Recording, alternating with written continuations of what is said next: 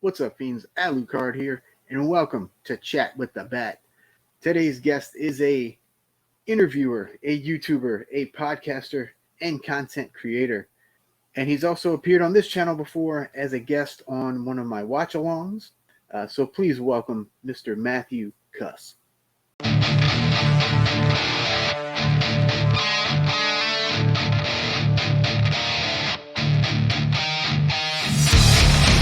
Because I actually do have notes, believe it or not. Well, that's it. I've got a big A4 book that I'm writing all my notes in, any reviews and interviews and bits and bobs. So I've got a page dedicated to your good self. Oh, nice. Yeah. I'm honored. Done my research. I know who you are. There you go. You're my favorite. I'm going to say this tomorrow. You're my favorite YouTuber anyway. So. Oh, thank you. I greatly appreciate that. I watch no, it's true. I watch a lot of YouTube, but I think the things I watch are mainly what I would say are television shows on YouTube. Whereas I see your content is, for me, like what a YouTube channel should be, you know, like the way how digestible it is and things like that. And also I feel like I learn stuff from it. I'm not saying I learn everything from everything I read on YouTube, everything I watch on YouTube. everything, if it's on YouTube, it's got to be true, right? Yeah, it's true.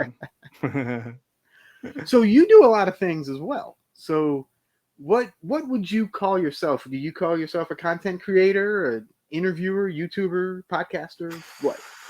I probably dabble in each of those things a little bit. I wouldn't necessarily say I was any of them, but I mean, my job, I talk for a living, which some people might not believe, but I do talk for a living. Like I work in education and I interview people related to their jobs. I give out an award for their inclusiveness in education. So I have to meet a lot of people who I don't know quite a lot. Any tutoring I do, obviously I'm meeting people for the first time, a lot of them around the world. So I guess I'm like this is going to sound really corny, but like a communicator, just like talking to people. And as I'm getting older, I'm enjoying more listening to people than I am talking to or at people. Yes. So I'm working on that. And I think that's why, as much as I love podcasts and listening to them and being in them, I am enjoying thinking of questions to ask people, and also sometimes enjoying editing myself out of things when I've rambled a little bit and just letting them speak, because I think that's what the best interviewers do. So I'm not that I think I'm one of the best interviewers, but I'd love to kind of get better at it and hone it. I'd really like to just spotlight people who I think are really interesting and learn about them. So I don't know. It doesn't really answer your question, I guess. Yeah, sort of. Yeah, sort of. Well, that's cool. Yeah. Well, that's sort of what this whole chat with the bat thing is about. I'm trying to get more comfortable interviewing people and all that stuff. And so thanks for coming on, by the way. I appreciate it. No, I appreciate it. Like I said to you off air or when we're chatting online and things. You know, I watch. I am an active watcher of and subscriber of your channel. So, you know, it's amazing to be here. I love it. I absolutely love it. Yeah. Well, let's talk about your background a little bit. We actually have kind of a similar background. Oh, cool. Because you have a screenwriting degree, correct? Yeah. I do. I have a film degree. So wow. Okay. That explains there's a lot of common ground when we've chatted about things. I don't know where it explains the wrestling, but it's theatre. It's the theatre on canvas. Exactly. Exactly. So tell us a little bit about your screenwriting adventure, I guess you could say. So when I was at school, I wasn't very good at anything at all. Just struggled at everything except English. Literally the only GCSEs that I got, kind of, I guess it would be like SAT level, I suppose, like were English and history. And that really ties in with what I was interested in and what I was good at. My mum and dad had never gone to university or just very, very intelligent people, but never had the opportunity to sort of become educated, left school very young. Right.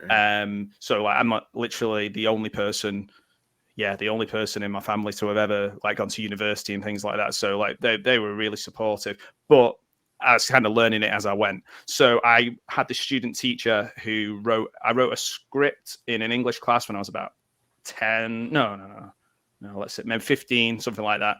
And it was a student teacher, probably just a kid, and she read it and she wrote, "Incredibly witty, Matthew." And it's the only positive feedback I'd ever got on anything that I'd ever done at school. And I was like, I'm going to keep doing this. Yeah. So I just kept doing it and doing it and doing it. Went to university relatively late, saved up the money to go.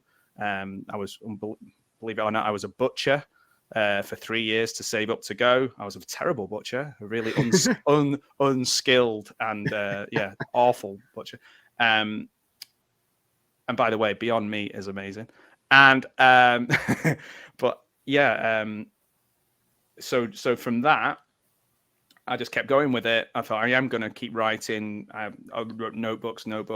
Went to university, took for some reason business studies on one half of my degree, and the other side of it was screenwriting, creative writing / screenwriting, and it had loads of different units: television drama, poetry,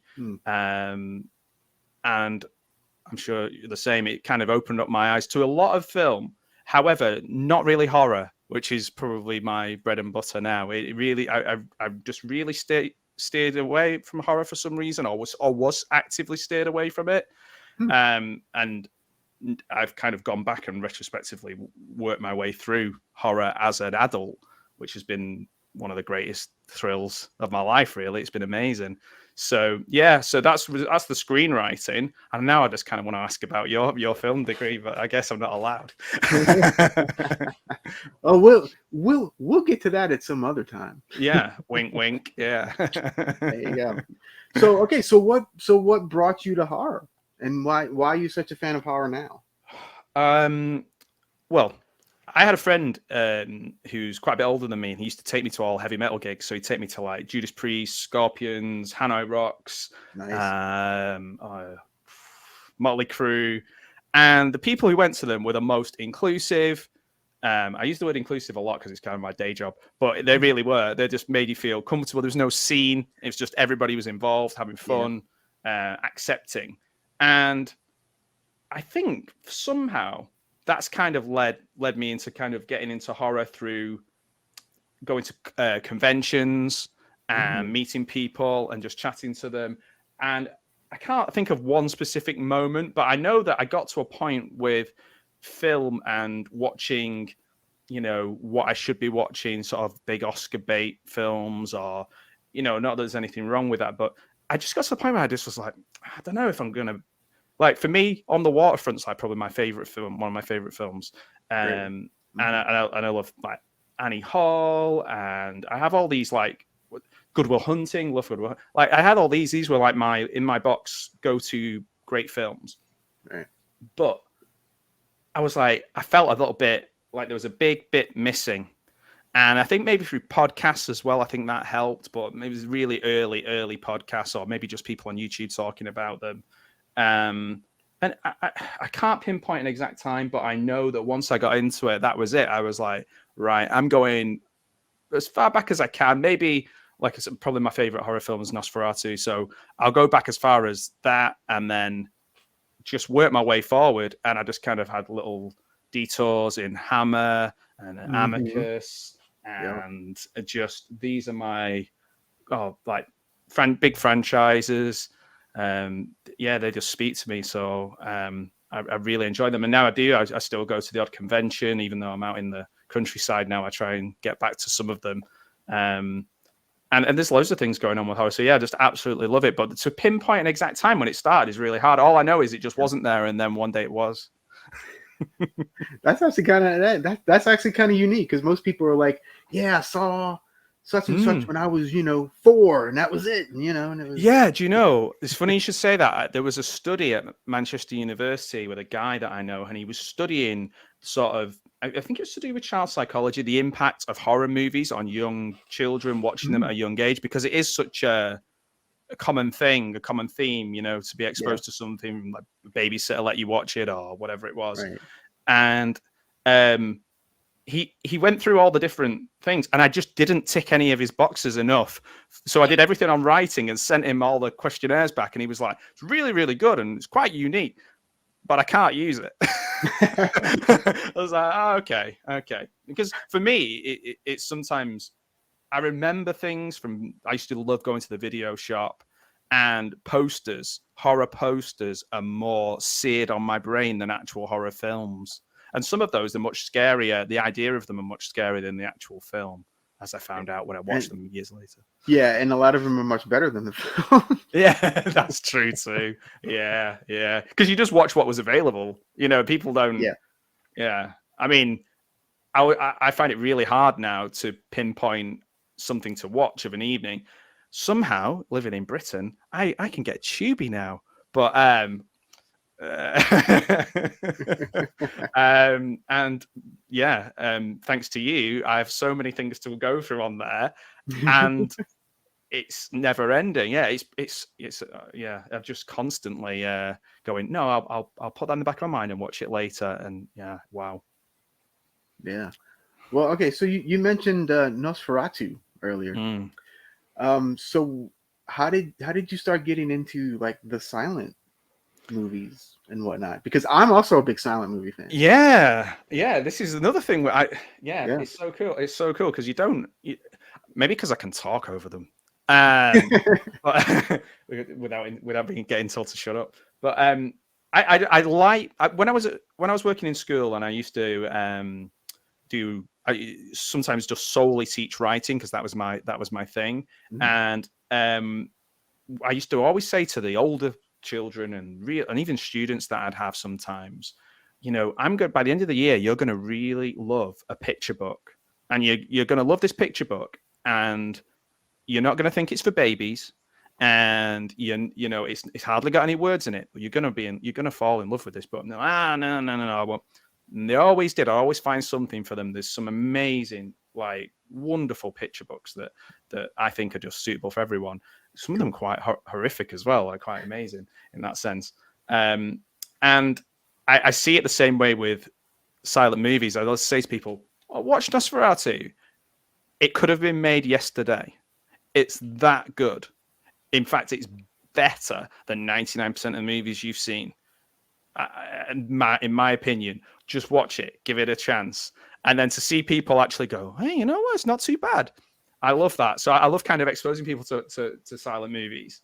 But I'd watch a lot of the old silent movie comedies when the internet was like first a thing, and they have the internet archive, and they have all the little free rights free movies and things like that. And often little silent movies. Little silent comedies and little shorts that are show before the main features. I still watch those as well. Like I'm quite happy to watch really old things. It does make me feel, I don't know, kind of comfort. I agree. I don't know. Yeah, completely. Is that what's your kind of thinking behind? Because again, this is a question I was going to ask for you at some point in the future, but it's sort of similar. I think I'm more fascinated with the images than audio and talking and whatnot, and so I always gravitated towards silent movies. And the one when people come to me, I don't like silent movies, the one that I usually recommend is the General, Buster Keaton.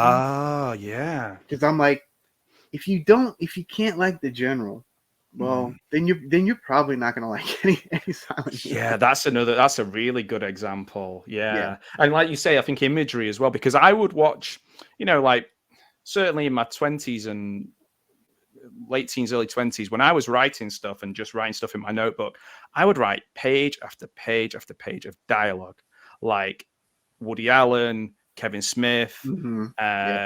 My favorite book to read was Catcher in the Rye, where just a kid just rambling, really, isn't he? He's just going off.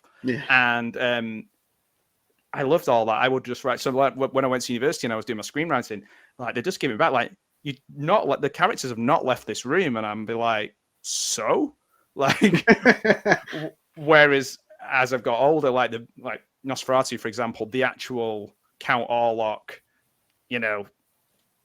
visual, it is iconic. We overuse the word iconic, but it really is. It's just it stands on its own. That picture of him creeping up the stairs just stands on its own. I think everyone knows what Nosferatu looks like. Like everyone. Yeah, it doesn't matter how old. It could be a 2-year-old. It could be a 90-year-old. They know what Nosferatu at least looks like. And that's weird as well, because I don't know if you got it over here, but there was a beer advert where they did like a spoof of Nosferatu. Oh no, I haven't seen Carling Black Label or Carlsberg, and and then at the end he like takes the teeth out and he just kind of looks straight down the lens of the camera and like says a funny line or whatever. I think what a strange thing to spoof on a mainstream advert. This is the 80s, but like, wow, yeah, you wouldn't get that now, I don't think.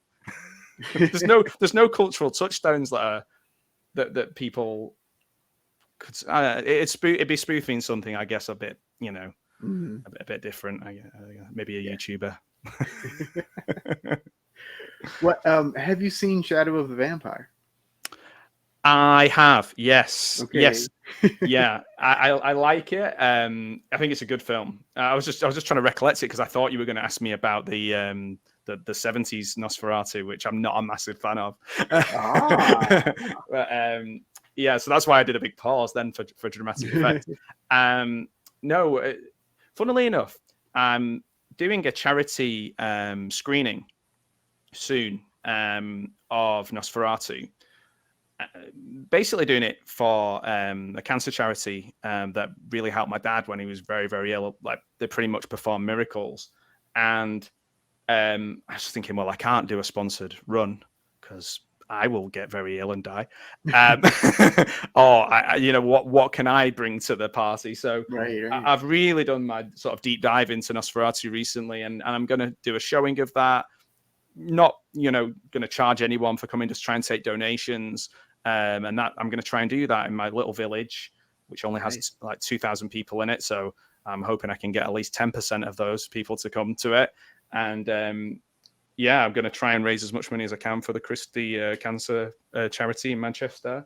And I've been doing all my research. So watching Shadow of the Vampire, reading the BFI books. I'm literally looking at my pile of things to read about Nosferatu over there. So I'm really going to try and get as many people in the room as I can for that. So I'm quite excited about doing that, actually, because it's a film I love, but also I can try and give back to some people I really, respect and admire. So Nosferatu, it's a wholesome film for me. That's awesome, man. I love that. That's thanks, great. Man. That's great. About was it last? I don't remember if it was last year or the year before. My actual day job. Every once in a while, I get to show movies, and for Halloween one year, I showed Nosferatu. Yes, and it was it was great. Everybody that came loved it, and it was good. It was good. Oh, that's great. That's really good, because I found that being in an environment where people encourage that is really sort of makes you it's great online and meeting like minds online. It's nice when it kind of seeps outside into real life as well.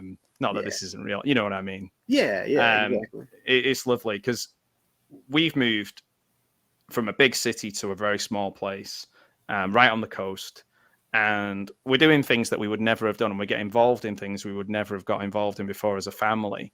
And to be able to, like, I was literally just chatting to somebody and about this, that, and the other, shooting the breeze, as they say. And they were like, "Oh, you're into horror? Oh, well, I love Nosferatu. Da, da, da, da, da, da. We've got this village hall that you could use for your," literally offering it to me. I was like, wow, this is amazing.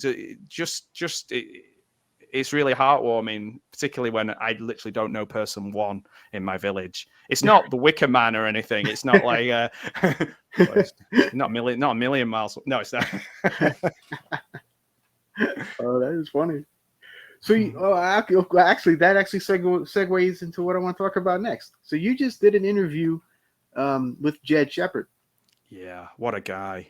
And you guys talked about like kind of the status of the UK horror scene and Yeah, he whatnot. educated me. Yeah, Yeah, he really educated. I don't know if you got that from the interview, but like a lot of those things, I would not know because I'm not trying to get things funded. I'm not in right, that position. I mean, I'll send £20 to somebody on Kickstarter and get my name on IMDb, or right, or something. Yeah, I'll send them a tweet and say it was great and all that. But from somebody who, from the more I know him and the more I see of him, he should be the sort of person who is running the system rather than fighting against it, because yeah. he is so successful, so creative, surrounds himself with creative people and brings them with him.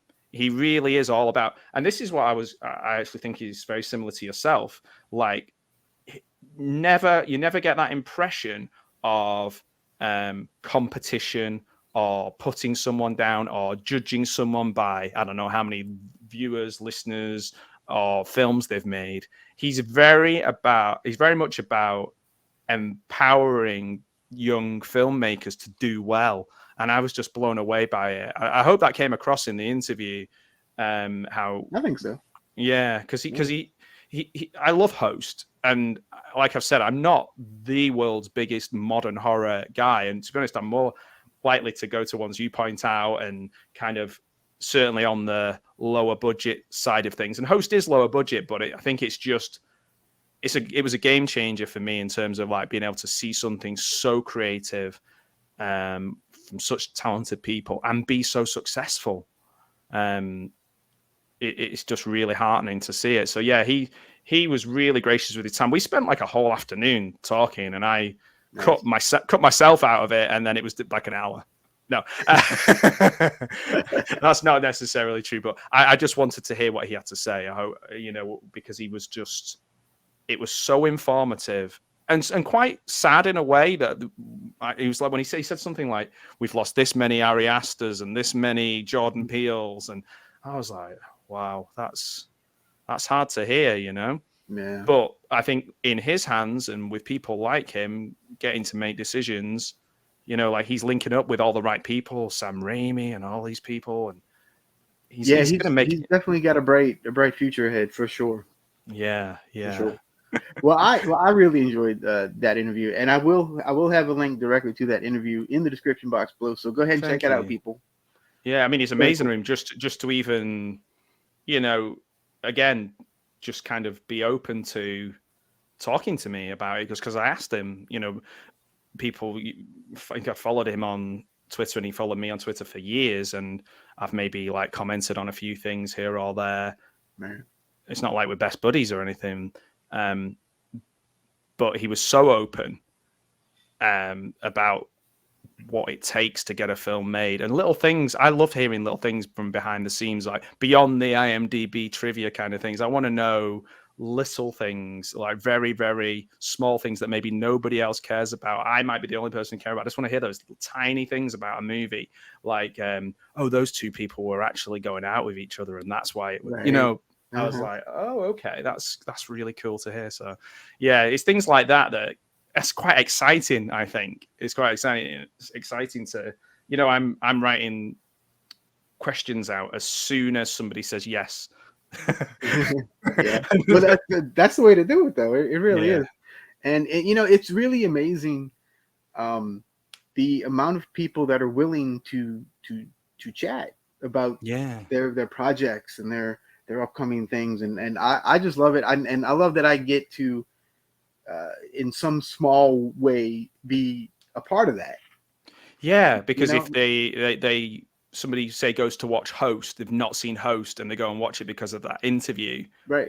Because I'm bigging it up, then that's great. That's like one extra person buying it off Amazon or whatever, buying a Blu-ray or whatever. And I'm all about supporting small indie filmmakers and all these just people that with talent that just don't necessarily have the a huge gigantic platform to release it at, and Yeah. that's why I talk a lot about all these like little films, is because I want Yeah. people to watch them. Yeah, and I think what you do is similar to what I was saying about with Jed, is you're not looking at it and picking holes in it, and because to give yourself a sense of, I don't know, power over this person, or there's no ego involved when you're doing a review. That's why I like your reviews over some of the others, where it's a bit like, I'm the bad movie guy and let's watch this bad movie and why I'll tell you 5 reasons why it's crap. All right, then Right. you go and make it then. Like it's really hard to make a movie. It's extremely difficult to any movie, like even oh my word. So I think, of course, you're not going to say every movie's amazing. There's taste. There's such a thing as taste, and we should be allowed to say, I quite like that. Here are some reasons why. Here, I didn't like this. Here are some other reasons why. Right. Can we still be friends? Like exactly. I'm sure we have a lot in common, as we've chatted and messaged each other for quite a while and back and forth about different things. If you were to say to me, I really love this film or I really hate this film, that's not going to change my opinion on you as a person. But I think that's just discourse in general, isn't it? It's so, things are so tribal. It can they really don't need to be. And I think some people move away from that, or some people stay in their own little echo chamber and just get the responses that they know they're going to get. It's pretty cool to, like, I think sometimes people say, why are you watching that? That's like, it's not made for you.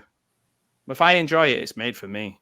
Like, that's the way I look at it. Like, if I'll watch some YouTube stuff that's like probably maybe 20-year-olds, maybe targeted at 20-odd-year-olds. I'm double their age. Right. But if it's funny, it's funny, or it's well made, it's well made. It doesn't. I think the official thing used to be like having Catholic taste. I think they used to say having broad taste, like having Catholic taste. My mum used to say that a lot when I was a kid, like just to not discount something because you shouldn't like it. And you're a good arbiter, is that even the right word? Yes, of that, to help me kind of find things sometimes, because I do need, and I said this to Jed Shepherd, I need sometimes people to go, watch this, sit down and watch it. So yeah, it's pretty cool to kind of now just have a small platform, and like I say, I don't have thousands of people watching my every move or anything like that. But I just love to kind of listen to people talk about what they've made and promote them, similar to what you just said. So that for me is like the next step of what I want to do. I want to kind of not casually like lying on a sofa, but just casually over time interview some really interesting people such as yourself, and kind of just find out what makes them tick, and find out little things about them that maybe other people couldn't. And that would be a really awesome thing to do. So it's all pretty exciting. It's all just about engaging and having fun, meeting people. Yeah. So okay. So you've also interviewed quite an impressive list of folks. It's a strange list. It is, but it's all people that I like. So it's oh, that's okay. Yeah, as long as we like Lloyd Kaufman, Luigi Cozy. Like, how did you get Luigi Cozy?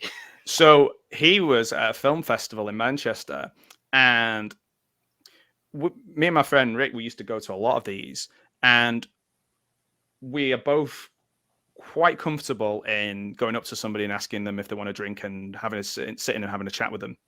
And if they like, no, well, okay, see you around. It doesn't bother us. And sometimes when those sort of film festival situations, people hang back and just look at people and don't think of them as a person. And it helps me with my friend who's not a massive film, like he won't know every director and every thing. Right. He likes what he likes. So he will happily just talk to anybody because they are just anybody, just as, and True. I suppose philosophically, and we're just human beings. Yeah, so so I just went up to him and said, do you want a drink? And he's just like, one Coke. And we got him one Coke, and we talked to him about Star Crash, and I asked him about Caroline Munro, who I was a big fan of, and I got him to sign my DVD, and I just asked him loads of questions, and I started asking him about Argento, and he got a bit excited talking about his shop. And then we watched his film, The Little Wizard of Oz, and I'm ashamed to say it was one of the most unintentionally hilarious films I've ever seen in my life. And there was only about 6 of us in the screening, and me and my friend didn't realize that one of those 6 people was Luigi. So we were kind of not sniggering or being schoolboy-ish, but we were kind of, yeah. So we bought him a few more Cokes afterwards, and we continued the conversation, and everything was fine. But it was a really great day, and he's a really lovely guy. Norman J. Warren was supposed to be there as well, but he was too ill. And I really wanted to meet him because I was a big fan of the film Satan's Slave, which I think is one of the best British horrors ever made. And this is going to be a really weird one and a real deep cut that I think possibly I can only share with Al Lucard. Is that I think Satan's Slave has a lot thematically in common with Get Out. I can see that. I don't know if I'm the first person to say that, then I guess that's either I'm completely wrong or it's just no one's thought of it yet. But I really wanted to meet him, but sadly he passed away. It's been a hot minute, but from what I kind of recall, yeah. I'm gonna have to watch it again. It's an underrated film. It's an underseen film. He did some good films, Norman Warren. To completely digress from asking me about Luigi Coetzee. That's all right. But that's how it goes. Yeah, but I really wanted to meet him because I just wanted to talk to him about his films. Such an interesting filmmaker because he's kind of around that time of like, and I only came to Pete Walker very recently. Started watching quite a few Pete Walker films, and they're a bit more wild than Norman Warren films, but. A little bit, yeah. But some of those are amazing, really entertaining. House of Whipcord and things like that. Yeah. Oh yeah. Really of their time, and a time capsule. If I watch them without any judgment, without any kind of putting it into today's context, and just watch them as they are, super entertaining films and quite really creative. And it's great to watch a film and go, I've never seen anything like that before. Oh yeah, and that's what I love about watching a lot of these older movies like from the 70s and whatnot, and it's stuff you may have heard of, but you don't really know what it is, and then you watch it and you're like, wait, this is like freaking mind-boggling. Like this is what? How is this not like everywhere? Why isn't like you what like I really like Jarlo. Me too. And oh yeah, we've talked about that as well, haven't we? Yeah, about our favorite Argento. And what I think I like about them is that if I'm watching them, they're just slightly off, particularly if it's dubbed rather than subtitles. And I know that sometimes can be snobbishness. People like, oh, I can't believe you're not watching it, in the original. But sometimes like a dubbed joke that doesn't quite land, or a conversation that doesn't quite make sense, just makes it really interesting and just a little bit more awkward and spine chilling and strange. So I know what you mean. And then you think, oh, I've got to share this with somebody. Right. And you're looking around like, who can I throw this film at? Well, that's what happened with Axum. Yeah. I watched it. I was like, wait, this needs more people watching this. And then I dragged you into it. Yeah. And a couple other people. Well, do you know, with Axum, and I had seen it, but it must have just completely passed me by. I think because it is so badly lit. If someone's having a conversation at the side of you, the film could start and finish, and you probably wouldn't even notice. It's just so I actually did focus on the film because we were recording. I couldn't just be like staring off into space. So it was really good fun. I'm glad I watched it a second time. I might be the first person to ever say that, but yeah, it was good fun. I'll rather watch a film like that than kind of just some standard blockbuster, some guy used to be a secret agent and his wife got stolen away and he has to go and get her back or something. Like, I'd rather watch Axum. Yeah, exactly. And you know, I can't explain why I like those like bad movies. No, I can't. There's no rhyme or reason behind it. No, there has to be a certain level of earnestness and genuine attempt to make a great movie. I think if you're trying to make a terrible movie, it's intolerable to watch. It's just true.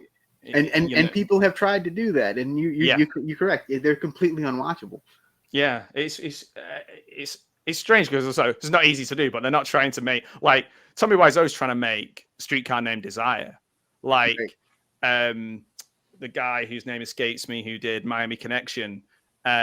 He's trying to be the next Bruce Lee, or he's trying to teach us this moral lesson about violence by murdering everybody terribly. But it's earnest, it's real, and it means something. So yes, we are laughing at it, but we are also buying these boutique Blu-rays. We are enjoying them. We are paying money to meet them. Yeah, exactly. You got a shelf full of them. Yeah. We're keeping Vinegar Syndrome in business. Indeed. So I don't know how I would feel in their position. I'm not sure. Like, I've met Greg Sestero a couple of times, and like there's a kind of deadness behind the eyes when he's meeting you, that I would totally get and don't blame him for. Right. So I don't know how I'd feel if it was me, because like I found it really hard when I was writing screenwriting bits and bobs and sending them to people. When I get notes, I'd find getting notes. I probably find it easier now, but as a younger man who kind of felt I knew what I was doing, I found that really hard getting notes on it. So to have everybody love my film because it's bad, I don't know how I'd feel about that. But if I was getting money out of it, I guess I'd be able to deal with it. I think Tommy has found the right. He was just like, oh, okay, this is what you think of it. Let's just go for it. Yeah, and I've had a reassessment, and we are really going off piece there, but like I've had a reassessment of The Disaster Artist and of the film, not the book, of that kind of when James Franco's going up to get the award and pushing him away and all these things. And I'm like, actually, I think James Franco's a worse person than Tommy Wiseau. And I think that The Disaster Artist is a worse film than The Room. So like that's my reappraisal, and I'm willing to fight anyone. No. So yeah, it's funny because I was talking about taking notes. When I was a kid, and I'd write something and send it in to a magazine, and mainly football related things. Like, have you ever heard of Roy of the Rovers? I have not. That sounds so British, doesn't it? Roy of the Rovers. It does indeed. Yeah, it sounds like Crumpet of the Scone.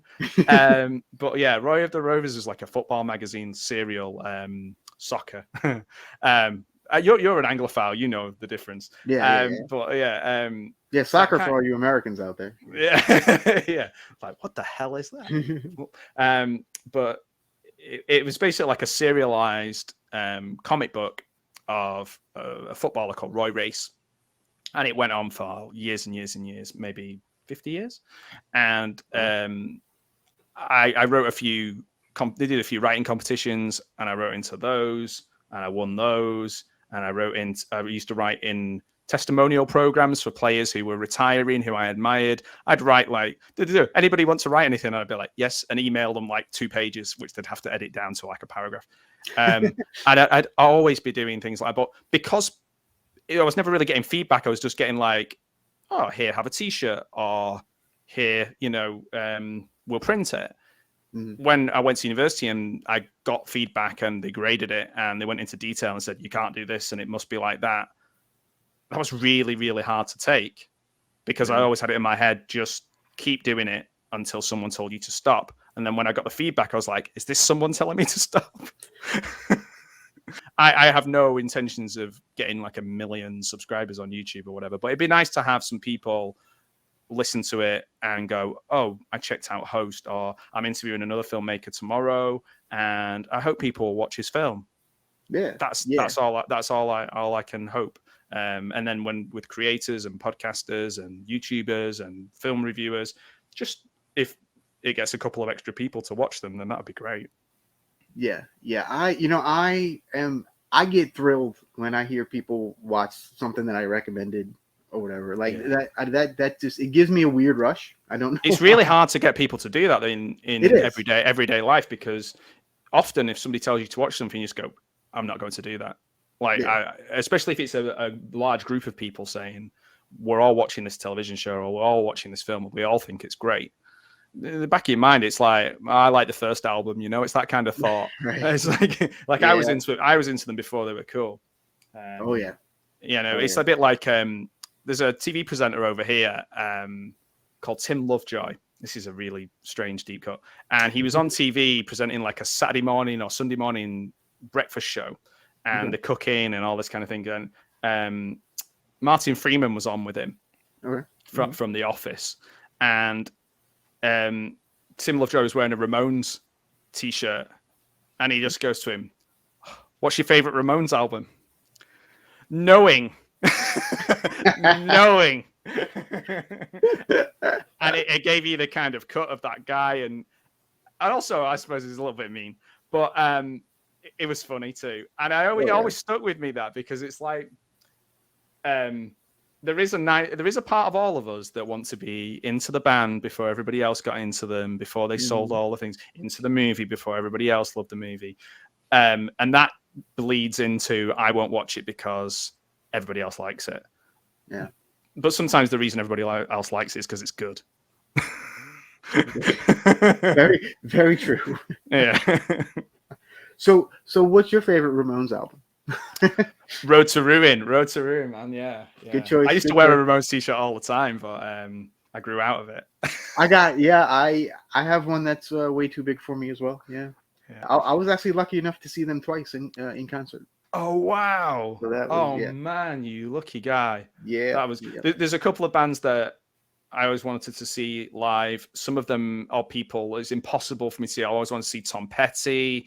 I didn't get to see him. I want to see Paul McCartney. At the moment, he's somewhere around Australia, or he's touring in Australia. I wanted to see the Ramones. Didn't get to see them. Springsteen, still a possibility, I guess. Jeff Buckley, unlikely. Very unlikely. He would be my dream concert. Oh man. So, to see the Ramones, and was it just what sort of period Ramones is this? Is this like? This is like This is right before they broke up, like mid-90s. Oh, okay, cool. Because they were still doing live version albums of a lot of the stuff, and it was still sounding pretty good. Oh yeah, they were amazing and tight as hell too. Like I saw them they opened for Pearl Jam. No way. At one show, and then the other one was at I want to say it was like Lollapalooza. Right. Yeah. And they killed it, like both sets. Like I bet killed it. I bet it did. I bet they showed them. They were freaking awesome. I loved it. It was great. Oh, so good. It's funny when you mentioned Pearl Jam. I don't know if you have a brain that works like this sometimes, where once you see a clip or a meme of something and it sticks in your head, and that's the thing that you go to first. I think of Adam Sandler doing Eddie Vedder anytime anyone mentions Pearl Jam, because he was so on point. He was so perfect. And plus he had a little bit of a bit of himself in it. And I was just, it's weird how, because people will say I do things like that too much because it ruins it for them. Like I ruin a good thing by constantly bringing it up. Yeah. Oh man, that's hilarious. I love it. Now every time I think of Pearl Jam, guess what's going to be in my head? I know, Thanks a lot, Matt. Yeah, sorry, man. Sorry. We'll go back to writing for Roy of the Rovers. No, because that wasn't that fertile ground, really. But I think it was just about not having enough feedback at a young age. It's a balance, isn't it? Because YouTube, for one thing, is just loads of people throwing opinions, like thousands of opinions. Oh yeah.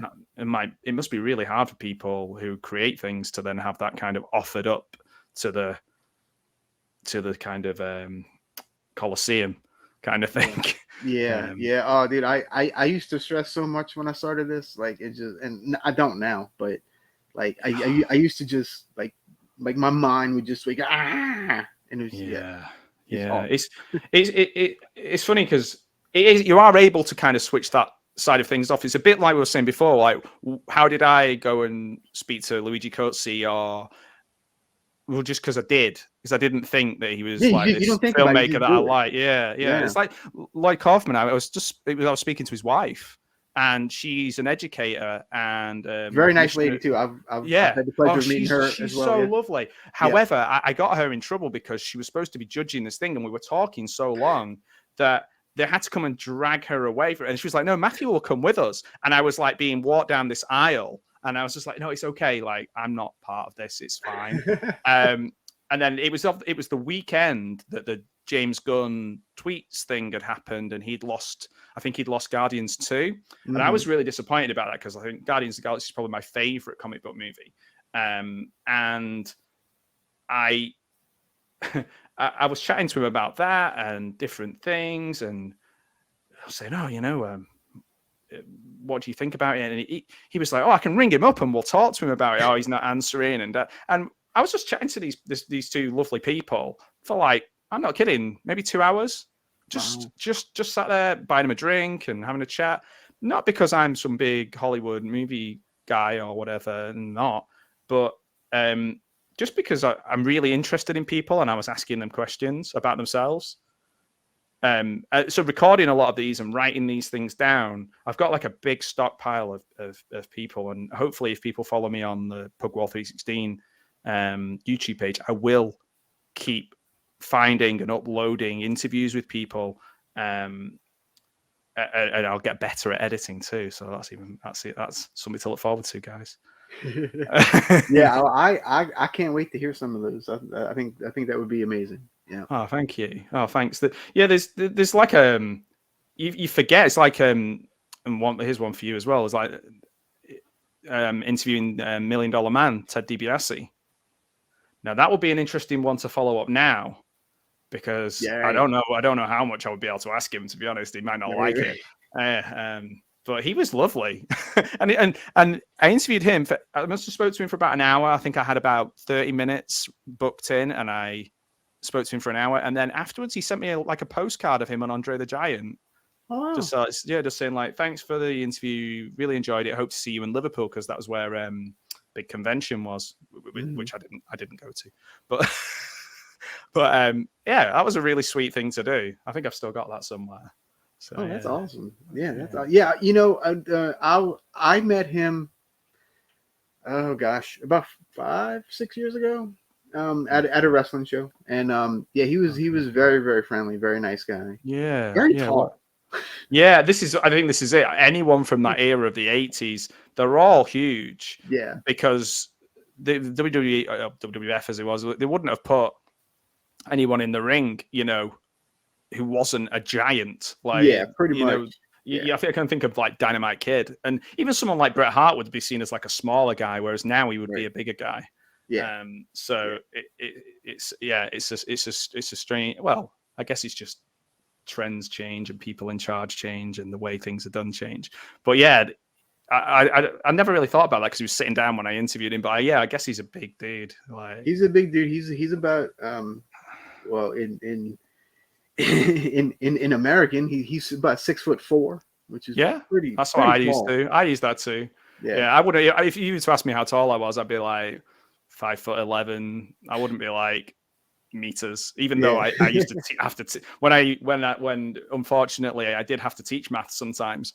I struggled because it doesn't come easy to me. However, what I find is, and a bit like when you're interviewing somebody and you kind of break it down for the audience, I found that what I was doing was breaking down maths for myself first, so then I could teach it to somebody who didn't understand it, which actually made me sometimes more successful than somebody who just got it straight away and was like, "Come on, don't you know this?"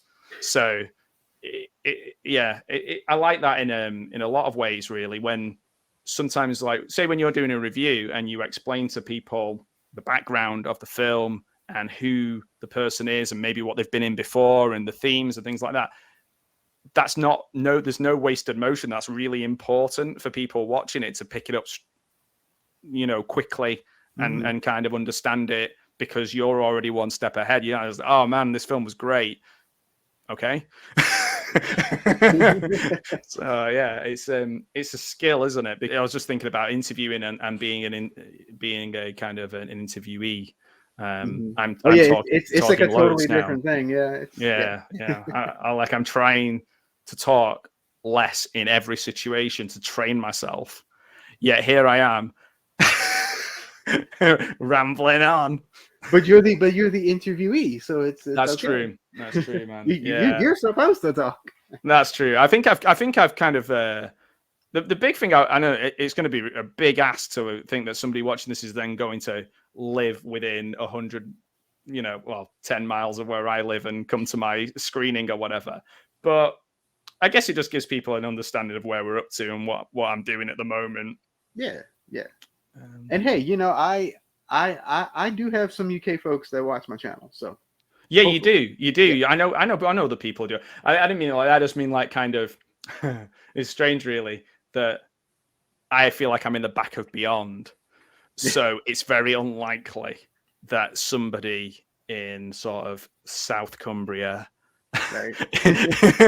is doing anything that I'm doing. You never know. You never know. It'd be great if you're a South Cumbrian person and you like horror, then hit Al up and he'll point you towards my let me know. I will my look show.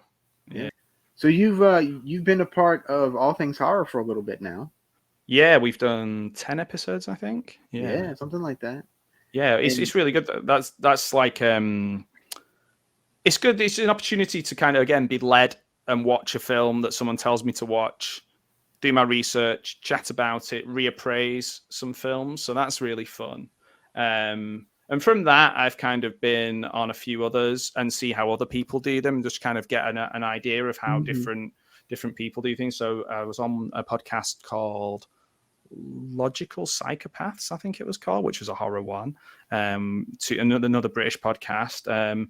And they were a little bit more loose in terms of fact they talk about the themes of the film, but they wouldn't do it step by step, kind of like how we do. Ours is like kind of more formatted. But yeah, it's been really interesting because from there I've just kind of gone on and met different people and had chats with them. But I enjoy it. It's nice. It's a good opportunity. It's like a bit like a film club, That's kind of. Yeah, I can see that. That's I kind of I feel how we do it. Like, I felt like we've got better in terms of tighter in terms of what we talk about, but sometimes the rambling parts and the going off at tangents, I think, are the funniest bits or the most interesting bits of a podcast. It can be, yeah. I'm not always, but because sometimes if it's something like it's quite what's the word, but like a kind of educational approach to a podcast where you're kind of talking through every little bit in and out in a technical level. That can also be really valuable too and really interesting. I can only really bring a screenwriting point of view to it, theoretically, and writing, I guess, from working in education, and a fan's perspective. Whereas, like, sometimes you'll listen to a podcast and they're the person that made it, so you're not looking to compete with that. I think what you're looking to do is just kind of have a conversation and include other people in that conversation. Like I that's probably why as a kid I loved Mystery Science Theater so much, because it's a group of friends watching a film and laughing, and you feel included, you feel part of that. And that, I think, is the beauty of a podcast. And I think it's the beauty of a lot of things, watch-alongs. They're all about just kind of coming together. It's like the best sitcoms. It's like that's why people were literally signing up to join the army because of MASH, because they wanted to have that camaraderie and that friendship, which is insane because it was horrible situation. Literally, like Hawkeye is having a breakdown and some like whole episodes he's having breakdown, but people are just like, but it's so fun. They're having such a great time. Klinger dresses as a lady and Radar's really funny, and you're just like kind of missing the point. But my point is, it's the power of that group of people. Like, I'm going to throw out Saved by the Bell there as well. Like, once you get a core group that everybody likes and is interested in watching, you feel like you're part of it. Like, I used to love Saved by the Bell. I watched every episode when I was a kid, every single episode. Every episode of Mystery Science Theater. And the common theme is a group of people that you're with. It's very true. Yeah, it's pretty powerful. And I think that's what hopefully we do with the podcast, do with things like we're doing now. And just kind of people feedback and say, oh, I really like that, or oh, I don't think that, actually. I don't like that film. I didn't like that bit. Oh, okay, cool. That's what didn't you like? Why don't you like it? Yeah. That's funny. Yeah, shout out to my buddy Troy Froman, by the way. Yeah, you had Ox, isn't it? It was Ox. I am. Yeah. Yeah. I listened to the. No, that's not true. Actually, no, I didn't listen to it. I have it on my watch later list at the moment, because I was like, I'd saved about 3 or 4 Saved by the Bell things all in a row, and I was going to watch them all back to back. I am a sad man. But there was one where it was all the Easter eggs from the new series. Oh, okay. And then flashing back to the where they came from, and I think I saw the first season of the new one. I haven't seen the second one, so I just thought I'll just watch the bits where it references things I know. right, exactly. Yeah, and I had that, and then I had your interview after that, and I was like, I'm going to do a little mini Saved by the Bell. There you go, review. Saved by the Bellathon. There you go. Yeah. I mean, but really, so you and I are basically the same age. We, whoever our age doesn't know about Saved by the Bell, what is wrong with you? Yeah, how? Because over here, it'd be on every day over the summer holidays on Channel 4, about 9 o'clock, 9:20. If I was a lazy teenager at that point or whatever, I would get up, press record, go back to bed, and then watch it later. Right. Or try and collect them all. When the internet started, then print off the list of all of them and work out. And then obviously it's really confusing when you have the season with Tori and then it goes back and you don't know what's going on. That's kind of when I started going off the rails a little bit. Yeah, I liked the college years. I thought the college years was solid. I kind of dug the college years too. I don't know why. I liked it better than. I actually didn't mind the first season of the new class with Scott and all those guys. And when they started with like a rotating cast, I lost interest. Again, I think it comes down to a group, and you can't feel part of a group if you don't know who anybody is or who they are or what they're. In that sense, it's quite simple storytelling, isn't it? In a way, but it doesn't make it any less powerful. There's still. He's the funny guy who you really feel sorry for, or you root for, or he's the smart guy and he gets all the girls, or he, you know what it is about those people. Whereas as it went along, I didn't know anything about any of those guys. You have a thing in America with Saturday morning TV shows for kids, like cartoons followed by a live action or something. I don't know if that's still a thing, but maybe not. When I was a kid, my Saturday mornings consisted of 2 or 3 different cartoons that I watched religiously. 9 a.m. was Saved by the Bell. 9:30 was California Dreams. Yeah. 10 o'clock was Martial Arts Theater. Oh wow, don't know that one. And then I know the Surf Dudes with Attitude, but I don't know that. And then at noon was a creature feature double feature. Oh wow. And they played 2 horror movies back to back. This is you. This is the formation of Al So Lucard. like Saturdays were like, I was booked Saturday, like up until about 4 or 5 o'clock. Forget it. What were the movies? Were they like the Universal Monster kind of stuff? It was a mix. It was Universal Monsters. It was like stuff like Creep Show and it was a mix of stuff. Yeah. Yes, we just did Creep Show on the podcast, and I kept calling. I love Ted Danson, though. I was just like, why is he always a womanizer and everything? And I think, speaking as somebody with a rather large head myself, like I think he was chosen for his big, handsome head to go in that fish tank. Yeah, like, just because it just looks. I was literally I accidentally calling him like Ted Handsome in the thing when I was over there. But oh man. We could go down so many different avenues. Now we could just talk about Cheers and 3 Men and a Baby, but Like, that's so cool that you got to watch those things all in a row. All in a row. Like I said, my Saturdays were booked, man. Like, Oh yeah. man, that's so good. And Put a bit of TV, wrestling in there as well. Yeah? Television hasn't been that good in 30 something years. No, I mean, I'm not sure what a good judge of what good or bad is, because I am quite open to watching anything, and if I like something, I'll watch a lot of it. So, and sometimes I just like something for comfort or whatever. Like, I'll watch really quote unquote like bad sitcoms. Like, do you remember Step by Step with Patrick Duffy? Yes. Yep. Yeah. Like, there's a 24 on my Fire Stick. There's a 24-hour Step by Step channel, right? You can switch it on, and they're in season 7, and then you can switch it on again later on in the day because it's just on a loop. They're in season 4, and it's very confusing because the children are getting older and younger, and there's a lot going on. And I was just like, I watched one episode, and I was thinking, that's the original Hobie from Baywatch. Why do I care about that? But I seem to care about that, so I'm going to watch this.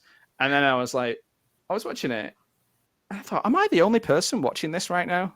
Like, will anybody else be watching the 24-hour step-by-step channel? What are the sort of... I need to see the numbers on this. So I flicked up, and there's a 24-hour Magnum PI channel. And I was like, now I'm home. Okay. Now I am home. There you go. Because I will watch Thomas Magnum do anything. Literally watched an episode where he was lost at sea for a whole episode, and he was having hallucinations, and TC and Rick were having ideas about, like, I think Magnum's in trouble. They couldn't find him. Oh my word, we have really gone off at a tangent here, Al. Yeah, Magnum PI is one of those things where I just think it's just a perfect show.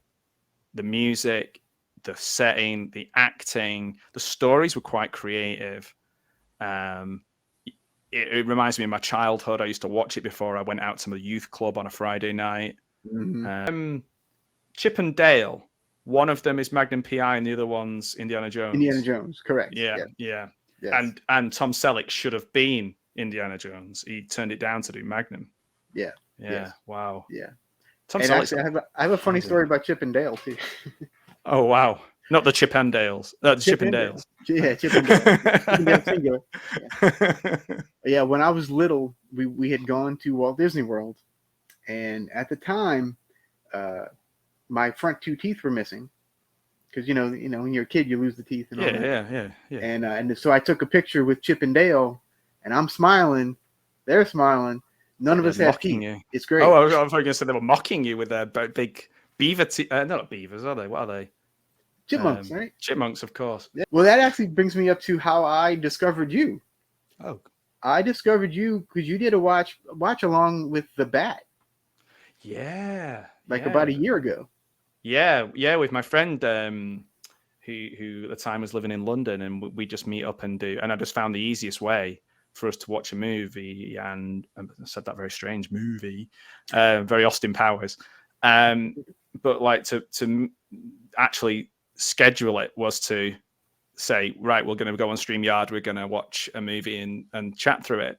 And we've been watching bad films together for 20 plus years.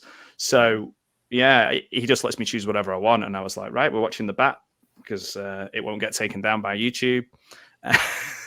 And it's a really interesting film. It really is. I really enjoy that movie. And plus, you are the Bat. After all, exactly. So. I was drawn to. I was like, oh, they're doing The Bat. I gotta go check that out, right? So yeah, I would definitely like to see some more watch parties. Yeah. It's just kind of it's finding like minds who want to do it as well, because I think sometimes, like, I'll happily talk all the way through a movie. There's a lot of people who really don't want to do that.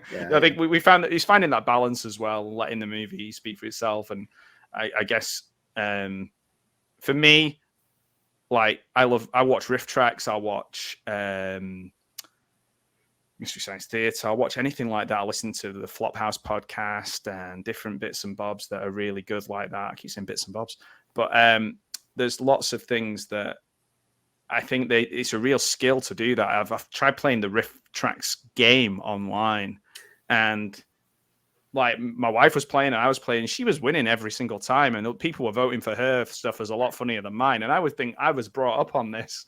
It's like I'm there going, I'm Crotty Robot, I can do this, but it didn't go that way. Maybe I'm just not funny, but it was yeah. I would love to do that. I'd love to do more and more of them, really, because I will watch anything and chat about them to anyone about anything, really, when it comes to sitting and watching a film. Yeah. Yeah. Well, I'm not for doing that in the theater, though. Yeah. Yeah. No, that's a whole different ball game right there. Mm-hmm. Yeah. I'm definitely gonna get with you with that, because I would love to watch some more silent stuff. I don't think I've watched the silent one on my channel yet. No, I've got a playlist somewhere. I'll have to send it to you of all the ones that I found on YouTube that I thought were really good. Yeah. There's what's the other one that? Oh, that was it. We were talking ages ago, maybe well over a year or so ago, about Dick Miller, Bucket of Blood, which is a really underrated film, ripe for a remake, I think. If done correctly, yes. Yeah. Maybe not like a Tubi original. No. I think Tubi would probably have to stay away from that one. I did watch a couple of Tubi originals after like watching so many of your shows. I'm like, I'm gonna have to find a way of getting Tubi. I watched the 2 Terror Train remakes. Oh yeah, I've heard about that. I've not sat through them. Yeah, they weren't so bad. Not so bad, but I don't know. Maybe. Yeah, I don't think they were too bad at all. I think if you watch the original and then watch those, that's a good evening. Watch those 3 in a row. Yeah. You get a bit motion sickness, but yeah, you'd be okay. There you go. Well, you're also, you say, so we know you're a horror fan and you're a wrestling fan. Mm-hmm. So do you like when those worlds collide, like The Undertaker, Bray Wyatt, Papa Shango? Oh, okay. I thought you were going to say Monster Brawl. Because that's terrible. Even though you do get the little art cards in the DVD. I remember being pretty scared of Papa Shango as a kid. Yeah. Same. Really scared, especially because he did a thing with the Warrior where he was throwing up bile. Yeah, it was like bleeding from his head. Yeah, that was pretty bad. Bizarre, man. Yeah. I that was a bit too much for me as a maybe 10 or 11-year-old. But I like the I like that some of the cinematic matches they do, like the Matt Hardy ones when he was in TNA, and I quite like the AJ Styles Undertaker last ride, was that called, or something? The final match one. I thought that was the best way of doing it. So I do like a bit of cinema. I'm not like a purist or whatever. Like my favorite wrestler is Bret Hart, and I love good wrestlers telling good stories. My favorite wrestling matches, WrestleMania 13, Stone Cold Steve Austin, Bret Hart. I think that does everything that you can. It's the real theater of it. Literally, somebody changes from heel to face during that match, and everybody goes along for the ride. It's technically brilliant. It's emotionally brilliant. The commentary's amazing. Everything about it's perfect. So for me, it's a bit like in horror in the sense of maybe horror's getting a little bit more acceptance now and it's a bit cooler now. But wrestling's never been cool, and I'm okay with that. Like, that doesn't bother me. There was a period of time where literally you would have you under pain of death tell somebody that you liked wrestling, and then I think around the Attitude Era you started seeing people wearing Austin shirts or DX shirts, and you're like, oh, okay, it's not just me. But yeah, it's a strange thing because people just go, it's not real. Like, yeah, I know. I'm aware of that. Neither are films. Like, films are not real too. It's fiction. Yeah, like that's that. Like you know, it's like you're not going watching Iron Man going, Robert Downey Jr. can't fly. Like, it's not real. It's not real. I can't watch this as walk out. Yeah, exactly. Yeah, it's like it's really painful. There's lots of injuries. It's the equivalent of what I believe Tom Cruise does when he makes his films, but like every day.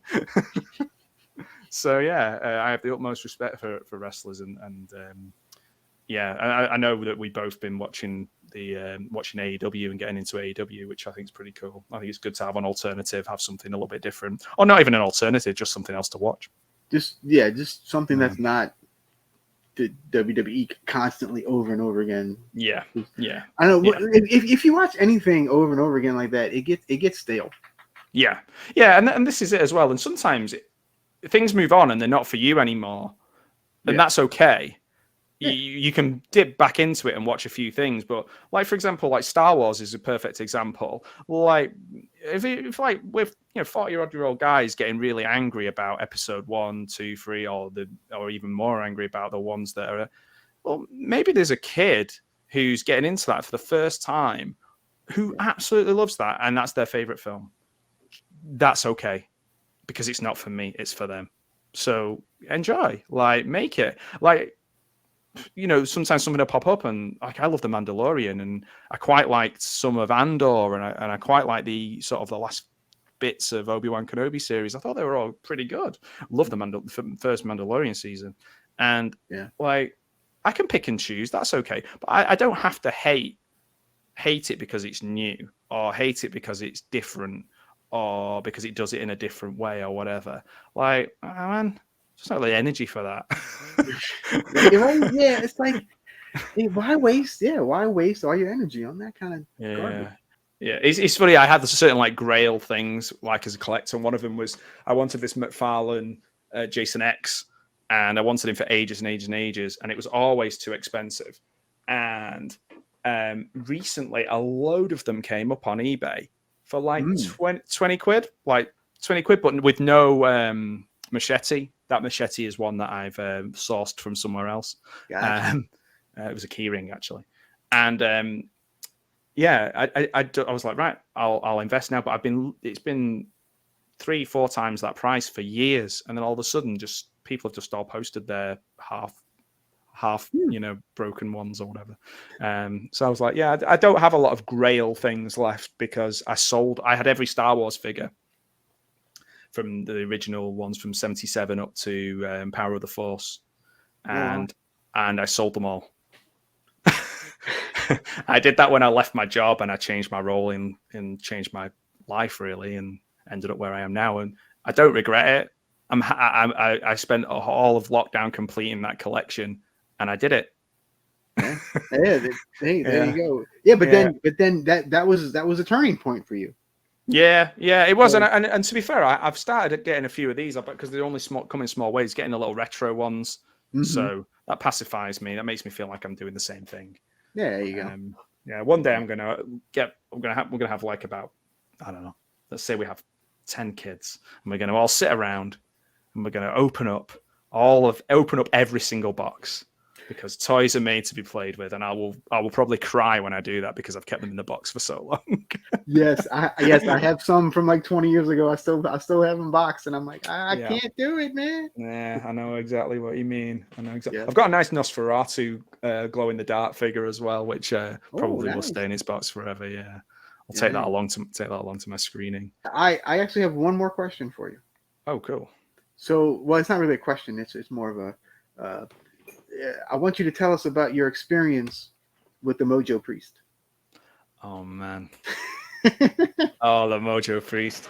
Oh, so good. And you sent me this video recently. Again, it's worth putting another link or put it somewhere, because the guy who breaks down how Steven Seagal plays this, he gets it spot on. So I was doing my teaching degree in Carlisle, which isn't actually, it's like an hour away from where I live now, which is really strange. So I've gone full circle. I'm getting closer to the birthplace of the Mojo Priest. He was playing Alligator Ass. He was playing all the hits. Alligator Ass. He was playing at this big place called the Sand Centre, which is probably like the biggest arena in Cumbria, or it was at the time. And he had a really talented group of musicians with him. Like proper blues musicians who know their instruments, can play them so well. The backing singers, absolutely on point, so good. The guy playing the guitar with him had the metal things on his fingers, and I play a little bit of guitar, but not. This guy was like, you could tell he's been playing since he was like 2 years old. Right. Proper bluesman, and he was playing, and when Steven steps up.